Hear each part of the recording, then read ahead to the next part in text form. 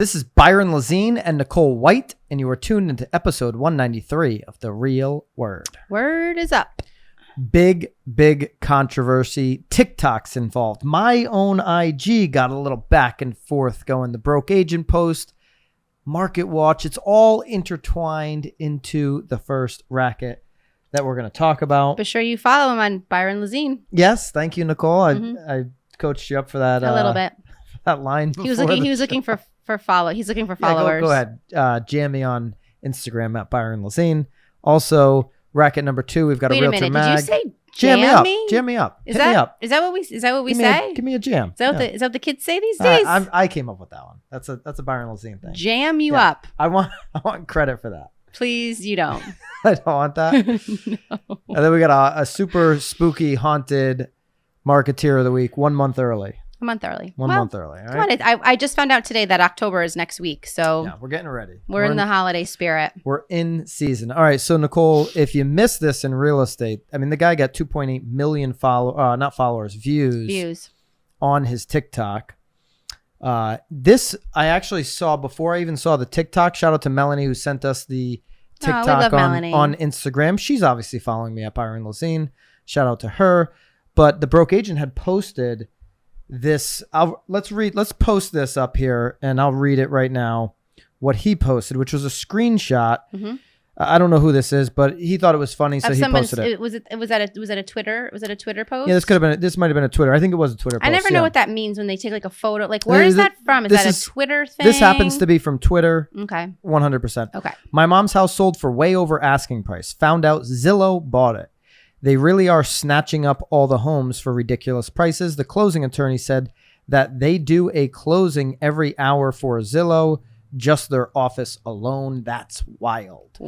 So I saw this. I actually made a comment. Well, because the broke agent asks, he did a call to action. Is this true? The broke agent had a great CTA there. My comment is this is 100% true. I have seen real examples with closing statements in a Texas market. That's true. I've been teasing this out for a little while now. Yeah, well, finally closed. Well, yeah, let's talk about it. Let's talk about that. Let's get into the TikTok. There's a lot of different layers to this. So I teased this out, I don't know, maybe 3-4 shows ago. You can always subscribe if you feel like you're missing anything here on The Real World. Love for you to consider subscribing. And I talked about a couple in Texas. Full disclosure, they happen to be my wife's cousin. Mm-hmm. Okay, so she's the wife's cousin. He would be, what would that, a cousin-in-law? Just they're cousins. Just cousins. No one gives a shit. Family. Let's keep moving. Yeah. I've known him for a long time. Right. So they had 2 homes in the same neighborhood in San Antonio. Right. Okay. Now these 2 homes were investment properties because they had bought a 3rd home in San Antonio, which they were living in the woods, I would say. Okay, in San so Antonio. they own 3 maybe homes. A neighboring town. Yeah. These 2 particular homes, he's military, relocating. They want to sell the 2 investment properties, which they were using as Airbnbs. Okay. So agent number 1 comes over and says, you're between 240 and 260, 240 home run, sell it. 250, okay, right. Market value, 260 might be a stretch. Right. Okay. There's that's your top dollar, is 260. That's your top dollar because there's new construction happening in that area between like 280 and in the neighborhood rather, the community. Okay. Between 280 and 290. So they're like, Byron, these are the numbers. They're just asking my opinion. Here's the comps, but so each house is worth the same amount. Yeah, they're in this community. They're all very similar homes. Okay. Yeah. And so, but here's what happened. We were online looking up more information because we got the one information from agent. But hey, if you're an agent, guess what? Everybody's going to be fact checking you. Like you're going to give them a number. They're going to go on Zillow. They're going to go on all these different places to look up what the online world believes the value of the home is. The seller is doing all that before an agent comes in. Yeah, before, after, during. Whatever. So they're doing some more research online. Common, absolutely going to do. Yeah. And he sees, we'll buy your house. Instant offer. Oh, so he initiated. So he sees Zillow instant offer. Interesting. The agent in that market never mentioned, hey, in our market, Zillow's doing offers. Okay. So looks into it And he goes far in. I mean, he like is committing. He's like giving obviously his information over. He's giving some information. Yeah, name, email. Yeah. You know, we own the house, whatever. I feel like as soon as someone started asking for my phone number and email, that's usually when I bail. It's also public information, but no. I'm just saying I usually bail. Like I'm like, nah, I'm just gonna get another email. So Zillow's asking for information. They get a number back of 200 immediately. Pretty fast, like I'll say within 24 hours. I mean, it was an immediate type of thing. Was it an email, a text, a phone call, an email? It was an email. And it was like a signed offer?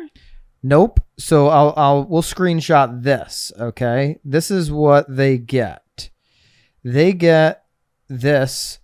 Oh, look, they say market value. Market value. Starting estimate based on comparable homes in your area and listing. Okay. Your offer will be finalized after the evaluation. After the evaluation. So market value, $297,000. 160, 297,160. Good job. Zillow service charge, 1%. Now they know that the agent was say maybe 5 or 6, whatever the agent quoted them at. Okay. Mm-hmm. Estimating closing costs, $22.82. Repairs are pending the valuation. So estimate cash proceeds, $291,000. So he's like, whoa. Wow. So they reach back out to me. What do you think about this? Is this a scam? What was their initial thing? Because it does say like pending evaluation, so I don't blame them. Like their Zestimate was much lower than that number. Okay, so the Zestimate was lower. The comps in the neighborhood are lower. The agent says you're going to sell between 240 and 260. They do their own. They know their neighborhood. They're looking. Right. They're like, there's no way. Yeah, there's got to be a scam. So I said, I don't know that market, obviously. So get a couple of more agent quotes. All the agent quotes that they talked to, one of them living in that neighborhood, was between 240 and 260. Mm-hmm. So they're like, what should we do? I said, well, I mean, if you can get Zillow to pay you $297 with 1%, right? You should take That's the where money. You got 2 homes here, and so we're talking about $80,000 to $100,000 of money. This is before the realtor fee that you would be getting. Love it. So they go through the process. The process is very quick. Of course. Very easy. Mm-hmm. Are they buying both? Zillow bought them both. Both. They closed on both of them. Same price for both.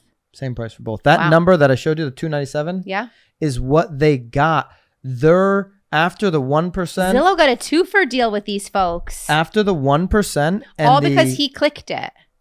He clicked and went through the process. They did the valuation, which literally... Well, Zillow's smart. Now they just start attacking that neighborhood. They didn't even go into one of the homes. Right. So they didn't even go into one of them. Because it does have like a repair line. It has an evaluation. Nothing. They ended up coming back to no repairs. What ended up happening was they got the true number. So they ended up $293 before paying off mortgage. Okay. $293 off of the $297. No showings. Pick your closing date. Right. This is what happened to these particular buyers that are in my family that I know very well, and it was the right decision for them. Now, had the agent that pitched them that opportunity first brought it to Zillow, because Zillow and they sent me all the emails and everything. Zillow asked them on the phone and then in email multiple times, do you have an agent we need to be aware of? Right. There was no agent. They didn't sign with an agent. Right. They had gotten CMAs from an agent.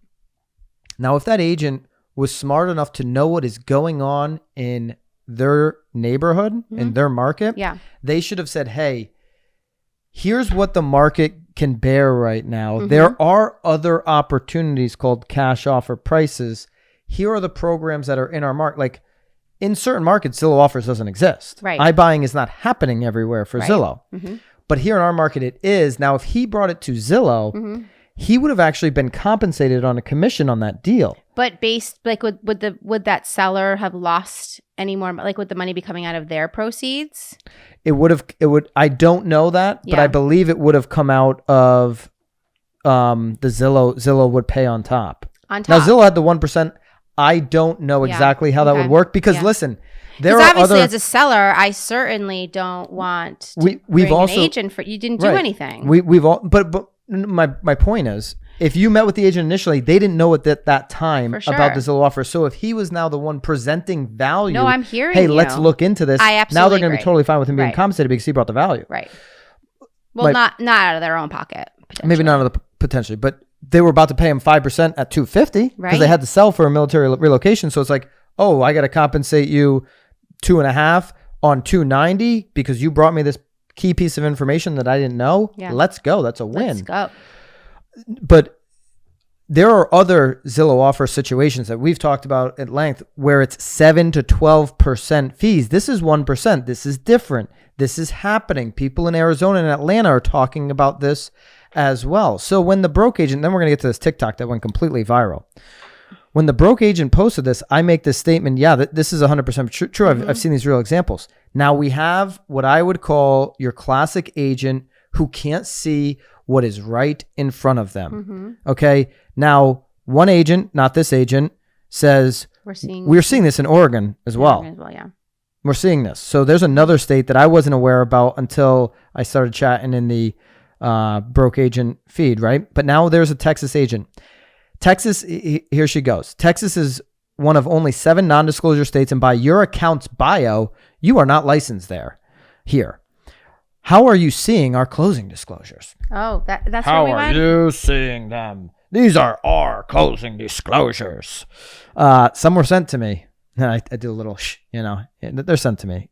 Safe answer. Okay, so she's very hurt that she's a Texas agent and Texas residents, they're family. Hello.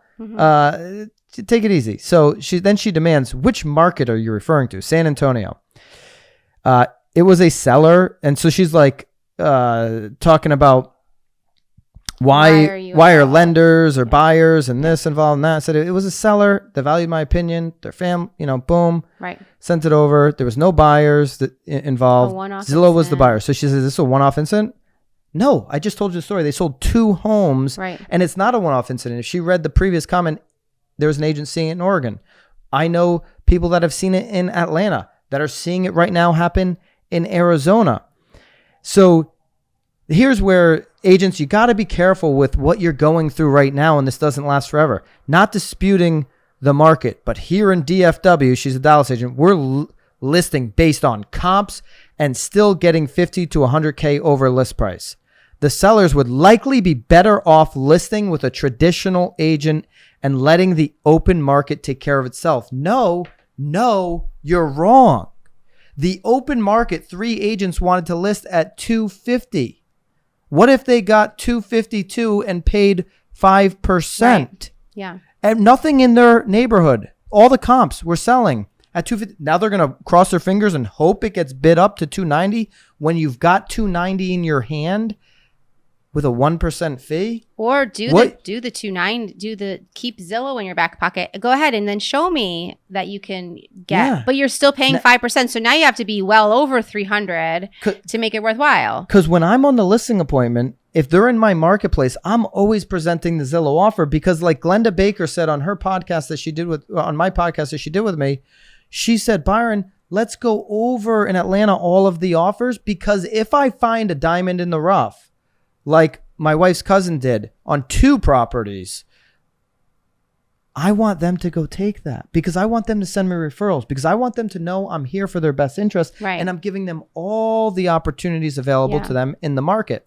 Now, the question is, why is Zillow overpaying for some properties? Okay, now they say that they're not overpaying, they're paying market value. Do they know something that we don't know? Is this the new market value going forward? Right. Are they going to stop doing, putting these homes back on the market? This home, by the way, just closed a week ago, not on the market right now. We looked, yep. We looked, not on, Zillow doesn't have it posted, so it's not on the market right now. Are they holding and renting? Are they playing the BlackRock market? What do they know when they're paying so much over asking price that we don't know? Well, a TikToker got into this. Oh, we're putting on our headphones. Let's go into what his thoughts are. And let's talk about some what ifs. What if there was a company that everybody used? This got 2.8 million views. Everybody knew of to look for houses. And everybody goes on there and searches for houses when they're bored and stuff. And so that company, they just sit back and they just collect all the data. They just know what zip code is looking at what zip code and how much those people can afford. Everyone's looking at this one zip code. Everybody seems to be able to afford this certain amount. And let's say that $1 billion company uses that information to go into that zip code and start purchasing houses. Because the people that are selling their houses, even though they sell it for a little bit less sometimes than what the home could actually be worth, and they pay these high fees to this billion-dollar company, it's a convenience factor. So this company's scooping up houses less than what they actually could cost. And let's say that company, excuse me, Canoe, that company buys 30 homes within a 2-mile radius. And let's say the price is $300,000. So they buy all of these homes for $300,000. And then on the 31st home, they buy it for $340,000, even though they know all of the comps, because most people have to get a loan. And if you get a loan, you have to get an appraisal, which means the appraiser is going to look at what homes have sold in the area for that size and that price per square foot. So they're paying cash. It's the dog. They don't the dog. need He's snapping at his dog. Why would they pay $340,000 Yeah. for this 31st home whenever they've only paid $300,000 for these others? Well, what that just did is create a new comp. So when they go to sell these other 30 homes, that extra $40,000 that you could say this one sold for $340,000 just made them $1.2 million. All right, so one neighbor. You can watch the rest of the TikTok. It's linked up. And let's basically his point here is that they are going to drive up and manipulate the market, right? He's making the point, and he has. Well, he's saying that he was very clear, because in a few of his other videos, there were others that were claiming that that's what he was saying, but he was just. This is a hypothetical. This is a hypothetical. Situation. Oh yeah. So yes. I mean, listen. He's very hypothetical. He could be the marketeer of the week. To Bobby's point before the show, is he the marketeer because he got 2.8 million views on TikTok, and he ended up on MarketWatch. Viral TikTok accuses Zillow and competitors of manipulating the housing market. And here's what's really going on. He does a follow-up video to that on TikTok too. He has 4 or 5 videos that follow up to this whole thing, because what he's saying, and he never used the Zillow word, the Z word. He didn't say Zillow. So he said, I said hypothetical, you're wrong. And he said, the CEO of Redfin, Glenn Kelman, who we've talked about on the show plenty of times, is tweeting about me. He goes, I don't know who follows him, because it certainly isn't me. That was a funny line. That was a good line. You really enjoyed that. That was a funny line. Yeah. But, here's the thing. They're saying, and this article goes on to... It's linked up. We'll link that one up as well. And then there's an Inman article that covers this whole thing too. Kelman, in a tweet, said, would rather sell the home without owning it. So, they've got no interest in buying these homes if they don't have to. We just offer every homeowner a cash offer or a brokerage sale. We want to give them all the information. Same thing that Zillow says, the simple truth is, through our services and tools, home shoppers have more power than ever before at their fingertips when buying, selling, or renting their home, because of the information we make available to them. By the way, that's true. By the way, Zillow just is empowering buyers and sellers. So whether you like that or not, you can't be like this Texas agent. They should just list with me because I'm an agent and I say so, and we're still seeing homes get bid up. No, they should have all the opportunities available to them, and they should make the best decision for them and their life and their situation. There's going to become a day where Zillow, and I completely disagree with the TikToker's stance. Let me rephrase that. I disagree that is the reason they're overpaying for homes. I should say I don't completely disagree with an element of it. I'll get into that. But to wrap up the point about the agents really losing ground here in this argument, like that Texas agent, if you're not fully transparent, if you don't offer everything, they're going to eventually be looking for more solutions online if they're not already today. Well, it's interesting though, because your cousin-in-law wasn't even looking for another solution. He was just looking at comps. Studying at comps, just getting more information. He wasn't feeling like there was even another solution potentially. People are thirsty for information, and they should be. They should be getting this information. And in a different market where Zillow, and this is the point I'll wrap up before I go into ultimately where I think he maybe could be right, but is also wrong. In a different market where they're not overpaying, a lot of people are going to look at these Zillow offers and be like, wait a minute, 12% fees, it's less than the market value. Nicole, I'm listening with you all day. Right. I'm listening with you all day, because a business model is not, I'm going to continuously overpay by $40,000 forever and always, And iBuying, which is what, basically this is less than 1% of the total market. Okay. Here's what they're doing, in my opinion. And I think I've said this before, but I'll say it once and for all, what they're doing when they're overpaying for homes. They are buying brand loyalty because they've got the money to do it. They're buying up brand loyalty. If they buy enough of these homes in San Antonio, Texas, and it becomes easy, that story gets out. They bought so-and-so's home. They closed in 2 weeks. Well, and I mean, now the broke agent is talking about it. Now there's a viral TikTok. I mean, it's certainly they just did happening. A huge PR campaign that they didn't pay for. They put the money into the homeowner's pocket instead. Right. Homeowners feel great about Zillow. What are they doing? They're building more trust with the consumer than you are. Are they doing it in a way that you don't like because they're overpaying for homes and it manipulates your market? Okay, that's the argument you've got. Okay, sure. Now, here's what I will say. The element that he's a little bit right, the TikToker, on is Wall Street, not Zillow. I'm not going to put Zillow. Zillow's part of Wall Street, part of, BlackRock, Redfin, Open Door, all of them together. Wall Street as a collective, as they own and purchase more homes, single family homes, BlackRock holding and renting, Zillow may be in the process of selling some, doing whatever with some, we don't know. They're going to manipulate the single family market more than ever before in the future. Right. Meaning, there's a whole bunch of foreclosures coming out and we were about to put these homes on the market. Nope, we're renting them now because we don't want the market to drop that much because we have all these assets now tied up into single family homes. Right. When you control more inventory, you can control prices. If I own all the homes in a particular town, every single one of them, and people want to move to that town, and I put none of them on the market, I'm going to be getting crazy offers for my homes. Am I not? Absolutely.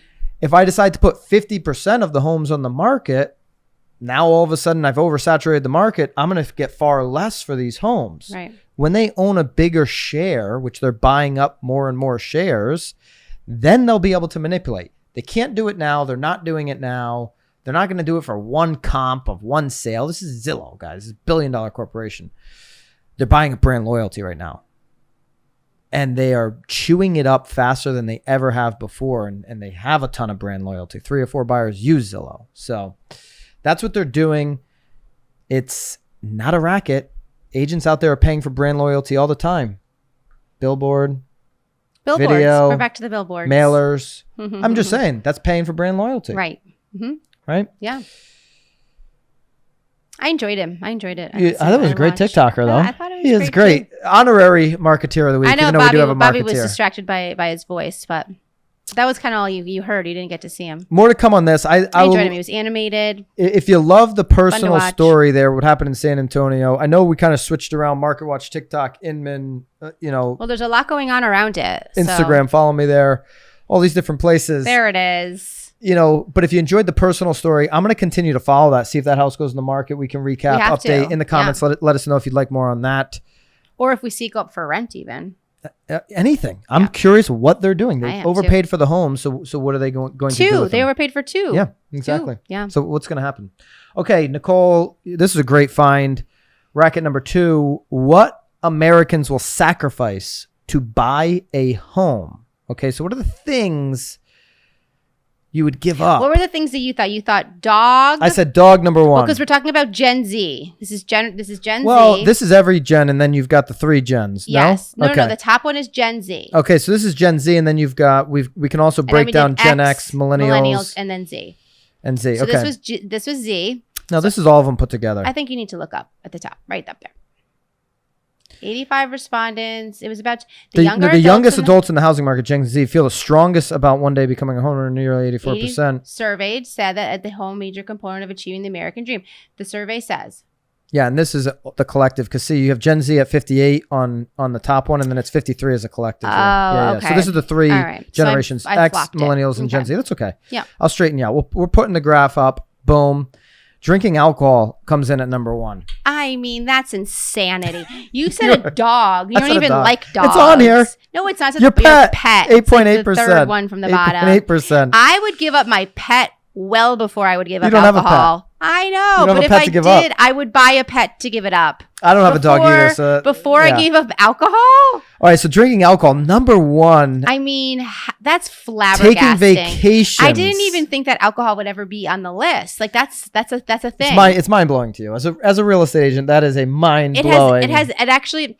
Just being Nicole White is mind blowing. It has nothing to do with my occupation or that I'm a mom. Just me as an individual living here on Earth. I would never give up alcohol For anything. Nope. Nothing. All right. I don't. Nope. Taking vacations. Would you? Nope. No, you got to take the vacations. Buying. This is a real estate agent. I thought you were talking. Would I give up alcohol? Oh, you're still stuck on the alcohol. I'm still stuck on the alcohol. Yeah. I mean, buying I wouldn't new give clothes. up alcohol for a vacation. So I would give up vacation. I would give up buying clothes. I would give up dining out. I would give up cryptocurrency investments. I would give up. I mean, online Come on. shopping is I mean, sort of the you got to same thing invest as in real estate before clothes. crypto. That's ridiculous. That's an easy one. I would hold off on having children. I did buy a house before I had children. I mean, all of them make sense.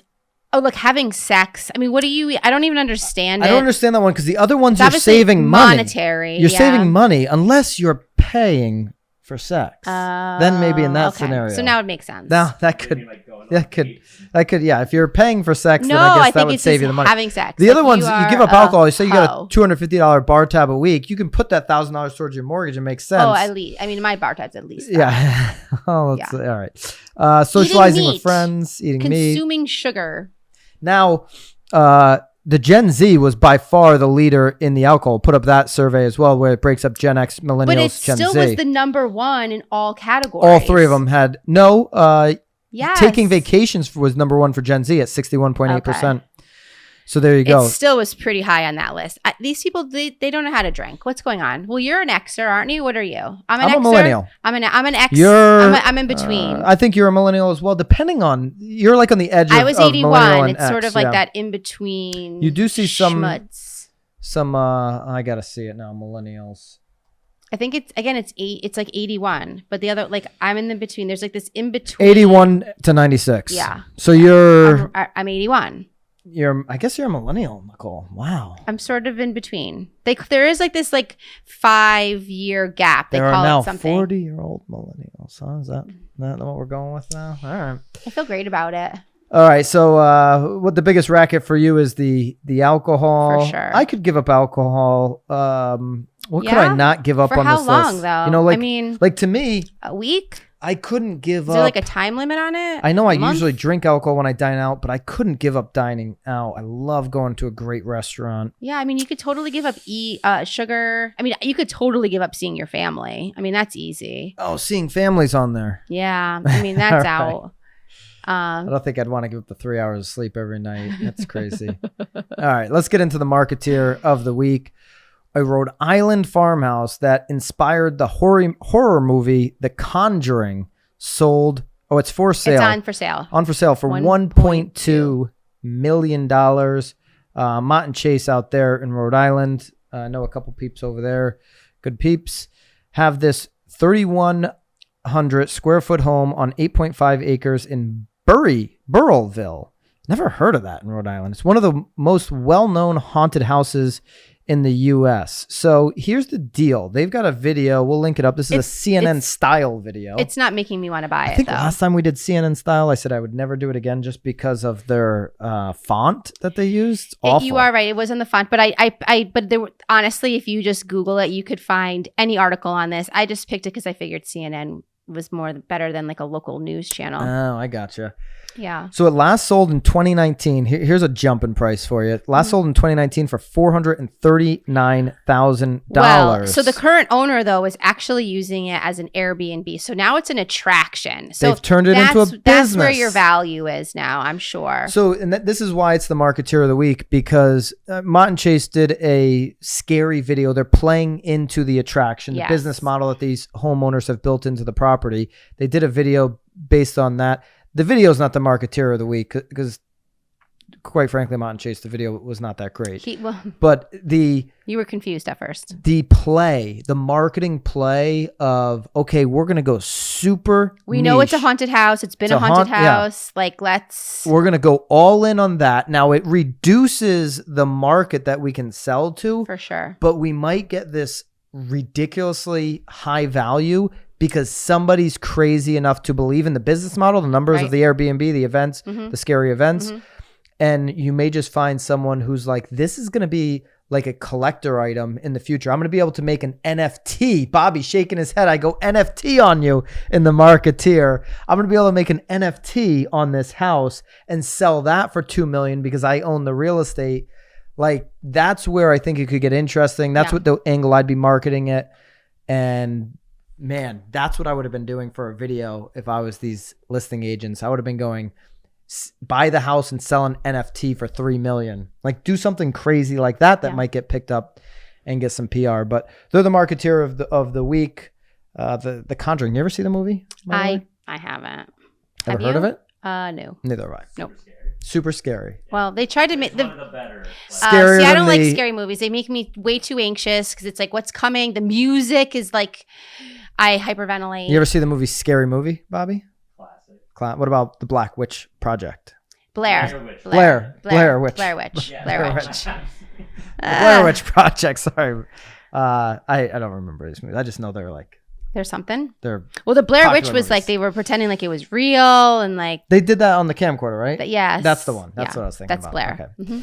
I thought it was called Black Witch Project because you couldn't really see anything. It was just blacked out the whole Blair. movie. Was The Blair Blair. Witch. Gotcha. All right. Okay. There you go. That's your. Make sure you follow Byron Lazine. That's your on whole Instagram. on IG. That's but really the moral of the story. More importantly, love to have you guys consider subscribing if you're enjoying this content. Share it to somebody who gets some value out of it. And the other story, the story at the top that we belabored over, that I belabored over, I guess a little bit. Nicole's under the weather today. I feel great. Is not going away.